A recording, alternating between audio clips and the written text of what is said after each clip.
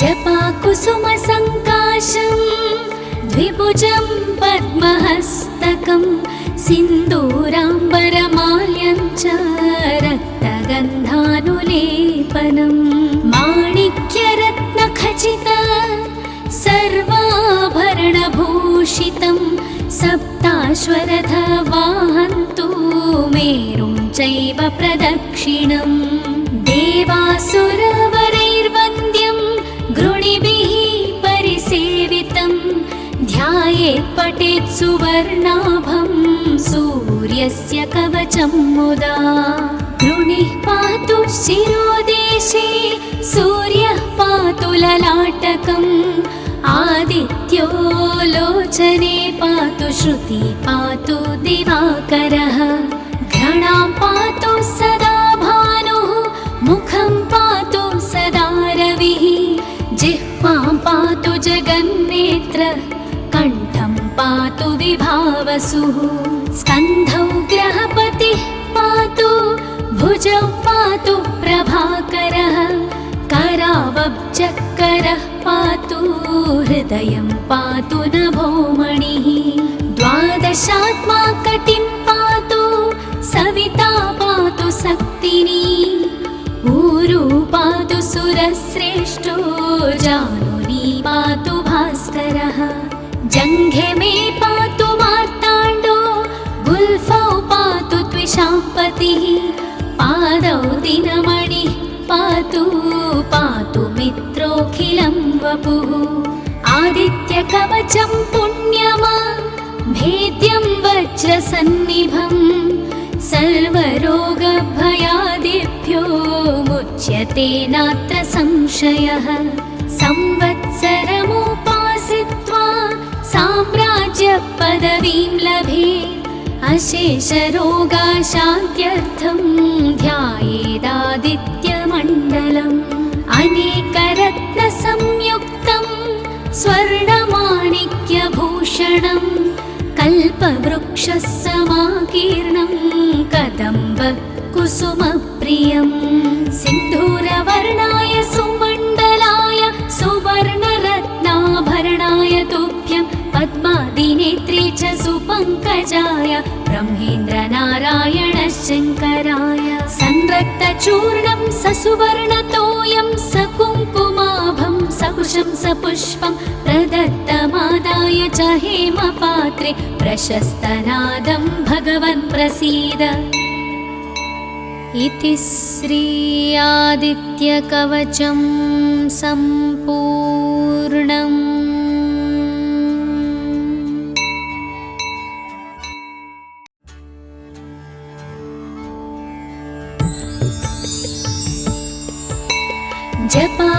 जपाकुसुमसङ्काशं द्विभुजं पद्महस्तकं सिन्दूराम्बरमाल्यं च रक्तगन्धानुलेपनं माणिक्यरत्नखचित सर्वाभरणभूषितं सप्ताश्वरथवाहन्तु मेरुं चैव प्रदक्षिणम् देवासुरवरैर्वन्द्यं गृणिभिः परिसेवितं ध्यायेत् पठेत् सुवर्णाभं सूर्यस्य कवचं मुदा गृणिः पातु शिरोदेशे सूर्यः पातु ललाटकम् आदित्यो लोचने पातु श्रुति पातु दिवाकरः घ्राणां पातु सदा भानुः मुखं पातु सदा रविः जिह्वां पातु जगन्नेत्र कण्ठं पातु विभावसुः स्कन्धौ ग्रहपतिः पातु भुजौ पातु प्रभाकरः करावब्जकरः पातु हृदयं पातु नभोमणिः द्वादशात्मा कटिं पातु सविता पातु सक्तिनी ऊरू पातु सुरश्रेष्ठो जानुनी पातु भास्करः जङ्घे मे पातु मार्ताण्डो गुल्फौ पातु त्विषाम्पतिः पादौ दिनमणिः पातु पातु मित्रोऽखिलं वपुः आदित्यकवचं पुण्यमा भेद्यं वज्रसन्निभं सर्वरोगभयादिभ्यो मुच्यते नात्र संशयः। संवत्सरमुपासित्वा साम्राज्यपदवीं लभेत् अशेषरोगाशान्त्यर्थं ध्यायेदादित्यमण्डलम्।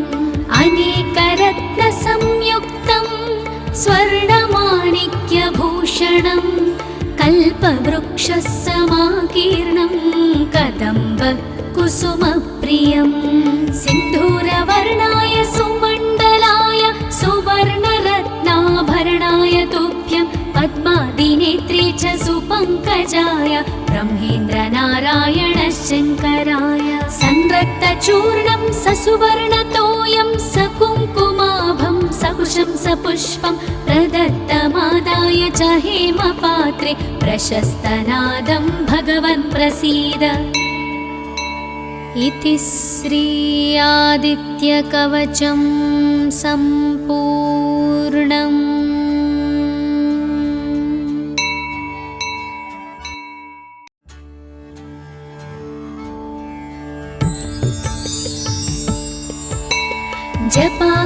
जपाकुसुमसङ्काशं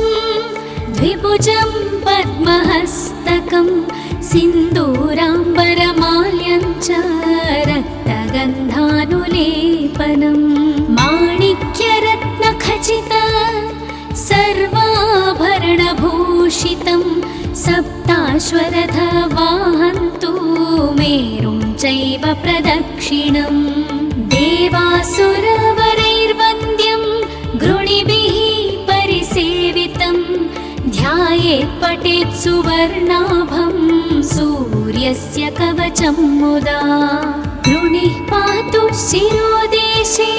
सूर्यः पातु ललाटकम् आदित्यो लोचने पातु श्रुति पातु दिवाकरः घ्राणां पातु सदा भानुः मुखं पातु सदा रविः जिह्वां पातु जगन्नेत्र कण्ठं पातु विभावसुः स्कन्धौ ग्रहपतिः पातु भुजौ पातु प्रभाकरः करावब्जकरः पातु हृदयं पातु नभोमणिः द्वादशात्मा कटिं पातु सविता पातु शक्तिनी ऊरू पातु सुरश्रेष्ठो जानुनी पातु भास्करः जङ्घे मे पातु मार्ताण्डो गुल्फौ पातु त्विषाम्पतिः पादौ दिनमणिः पातु पातु मित्रोऽखिलं वपुः आदित्यकवचं पुण्यमा भेद्यं वज्रसन्निभं सर्वरोगभयादिभ्यो मुच्यते नात्र संशयः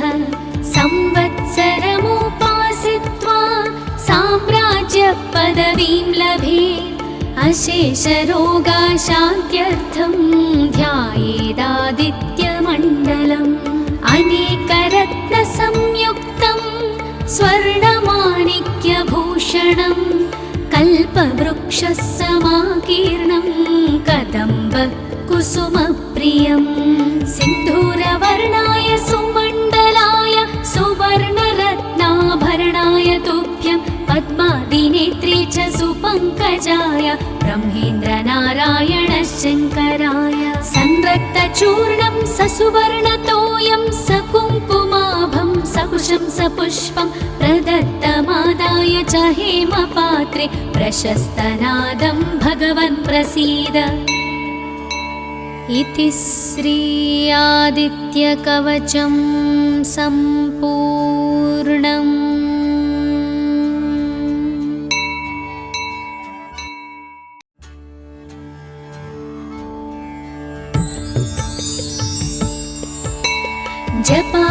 जपाकुसुमसङ्काशं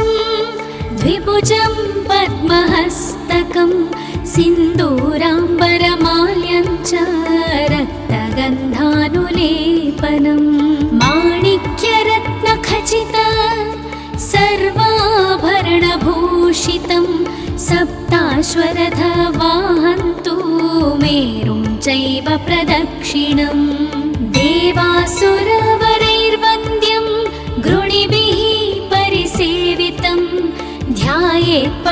सुवर्णाभं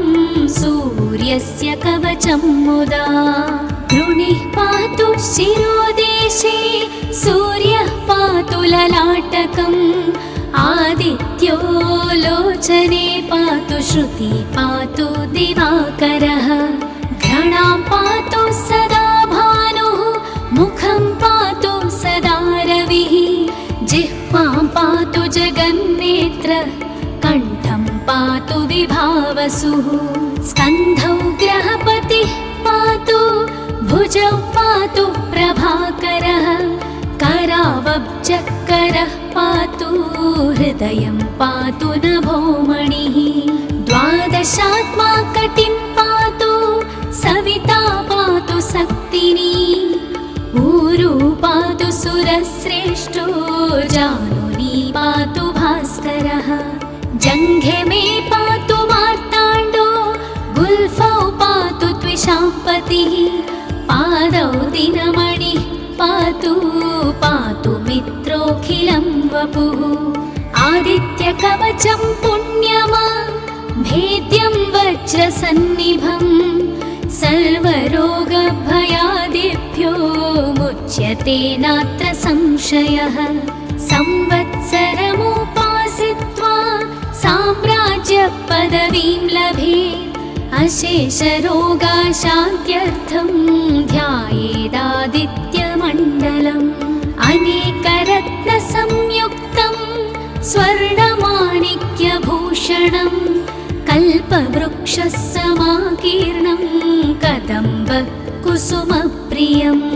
सिन्धूरवर्णाय सुमण्डलाय सुवर्णरत्नाभरणाय तुभ्यं पद्मादिनेत्रे च सुपङ्कजाय ब्रह्मेन्द्रनारायण शङ्कराय संरक्तचूर्णं ससुवर्णतोयं सकुङ्कुमाभं सकुशं सपुष्पं प्रदत्तमादाय च हेमपात्रे प्रशस्तनादं भगवन् प्रसीद इति श्री आदित्यकवचं सम्पूर्णम्।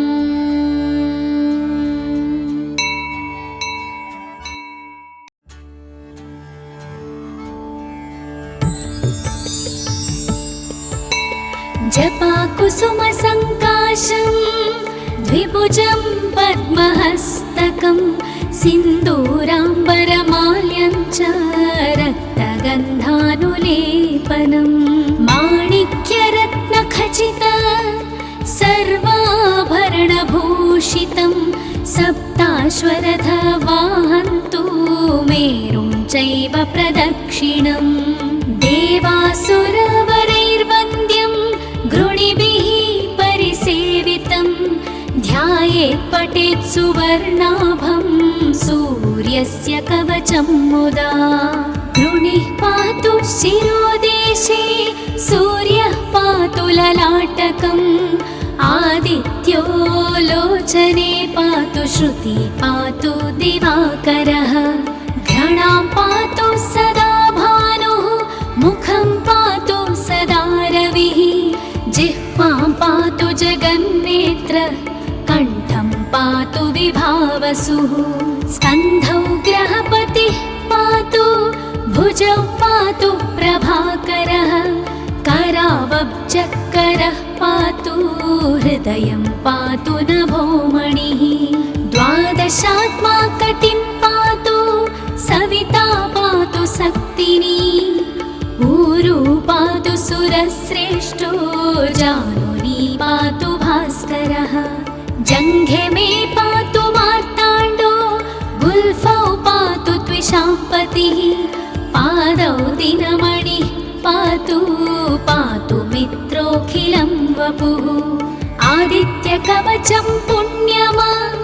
भेद्यं वज्रसन्निभं सर्वरोगभयादिभ्यो मुच्यते नात्र संशयः संवत्सरमुपासित्वा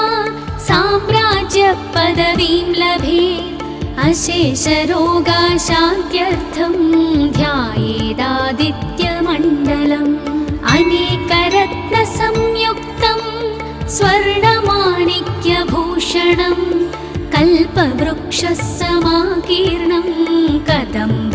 कुसुमप्रियं सिन्धूरवर्णाय सुमण्डलाय सुवर्णरत्नाभरणाय तुभ्यं पद्मादिनेत्रे च सुपङ्कजाय ब्रह्मेन्द्रनारायण शङ्कराय संरक्तचूर्णं ससुवर्णतोयं सकुङ्कुमाभं सकुशं सपुष्पं प्रदत्तमादाय च हेमपात्रे प्रशस्तनादं भगवन् प्रसीद। इति श्री आदित्यकवचं सम्पूर्णम्।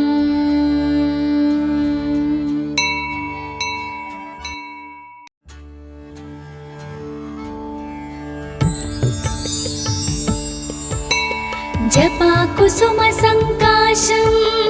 द्विभुजं पद्महस्तकं सिन्दूराम्बरमाल्यं च रक्तगन्धानुलेपनं माणिक्यरत्नखचित सर्वाभरणभूषितं सप्ताश्वरथवाहन्तु मेरुं चैव प्रदक्षिणं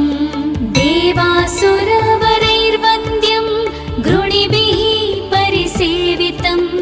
ध्यायेत् पठेत् सुवर्णाभं सूर्यस्य कवचं मुदा गृणिः पातु शिरोदेशे सूर्यः पातु ललाटकम् आदित्यो लोचने पातु श्रुति पातु दिवाकरः घ्राणां पातु सदा भानुः मुखं पातु सदा रविः जिह्वां पातु जगन्नेत्र कण्ठं पातु विभावसुः स्कन्धौ ग्रहपतिः पातु भुजौ पातु प्रभाकरः करावब्जकरः पातु हृदयं पातु नभोमणिः द्वादशात्मा कटिं पातु सविता पातु शक्तिनी ऊरू पातु सुरश्रेष्ठो जानुनी पातु भास्करः जङ्घे मे पातु मार्ताण्डो गुल्फौ पातु त्विषाम्पतिः पादौ दिनमणिः पातु पातु मित्रोऽखिलं वपुः आदित्यकवचं पुण्यमा भेद्यं वज्रसन्निभं सर्वरोगभयादिभ्यो मुच्यते नात्र संशयः संवत्सरमुपासित्वा साम्राज्यपदवीं लभेत् अशेषरोगाशान्त्यर्थं ध्यायेदादित्यमण्डलम् अनेकरत्नसंयुक्तं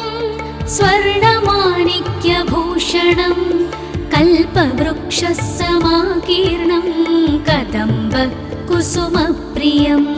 सिन्धूरवर्णाय सुमण्डलाय सुवर्णरत्नाभरणाय तुभ्यं पद्मादिनेत्रे च सुपङ्कजाय ब्रह्मेन्द्रनारायण शङ्कराय संरक्तचूर्णं ससुवर्णतोयं सकुङ्कुमाभं सकुशं सपुष्पं प्रदत्तमादाय च हेमपात्रे प्रशस्तनादं भगवन् प्रसीद। इति श्री आदित्यकवचं सम्पूर्णम्।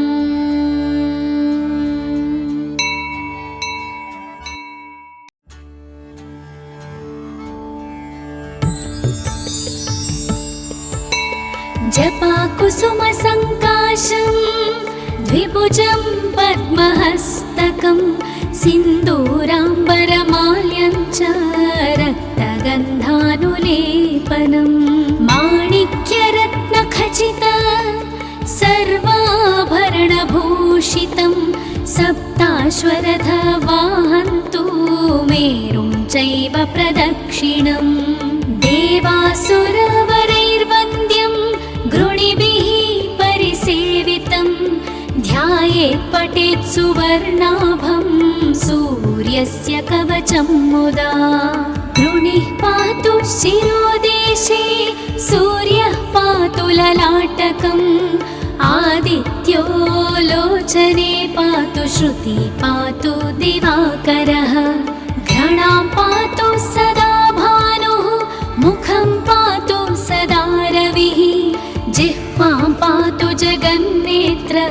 कण्ठं पातु विभावसुः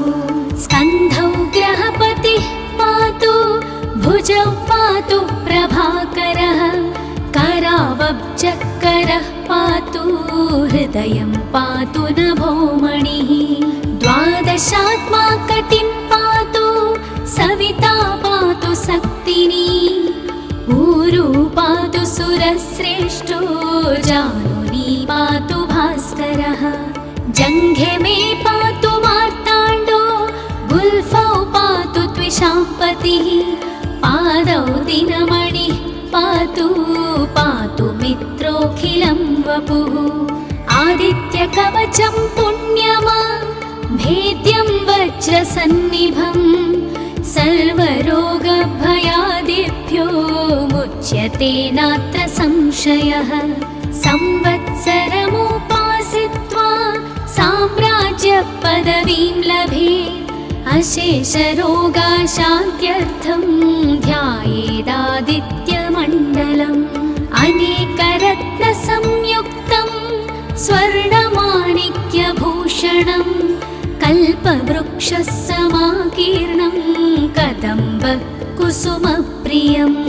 सिन्धूरवर्णाय सुमण्डलाय सुवर्णरत्नाभरणाय तुभ्यं